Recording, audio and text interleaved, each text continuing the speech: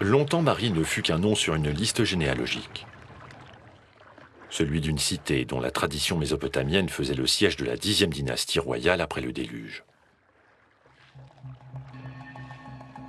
Entendez par déluge cette catastrophe naturelle des temps anciens, sans doute provoquée par des crues massives du Tigre et de l'Euphrate, et qui fut à l'origine d'un mythe sumérien, repris plus tard dans la Bible.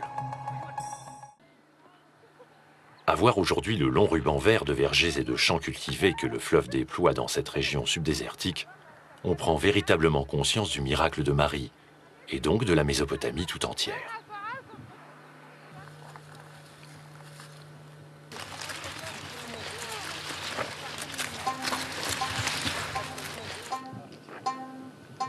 Au commencement de Mari, il n'y avait rien, excepté un bout de fleuve.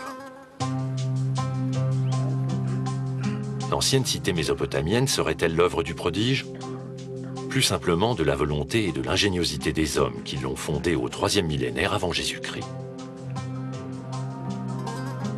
Tout d'abord, ils mirent au point un important réseau hydraulique, afin de faire face non seulement aux longues périodes de sécheresse, mais également aux fortes crues de l'Euphrate. Plusieurs traces retrouvées aux environs de Mari attestent en effet de la présence de canaux. Cependant, tous ces aménagements ne suffisaient pas pour réussir.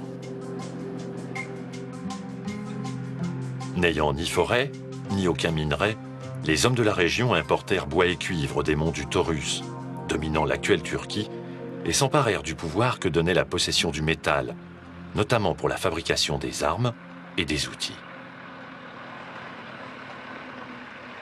C'est ainsi qu'ils mirent en place un système d'échange de denrées par voie d'eau et de terre entre la Méditerranée et le Moyen-Orient. Et c'est là l'une des raisons essentielles du phénomène d'urbanisation dans cette région. La création de ce réseau commercial engendra en effet les premières formes de pouvoir qui jouèrent un rôle structurant au sein de la communauté.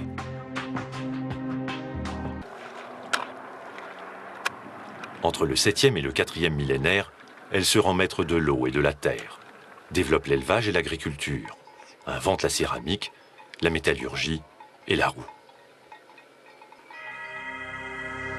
Au 3e millénaire, elle accomplit l'une des étapes essentielles de l'humanité, l'invention de l'écriture. Dès lors, elle mène les premières expériences de gestion économique et administrative, élabore les premières lois et les premières formes de littérature. Enfin, elle aménage de nouveaux cadres de vie et donne naissance aux premières cités comme Mari, dont les découvertes ont renouvelé la connaissance que l'on avait de la Mésopotamie et des premiers pas de l'urbanisme.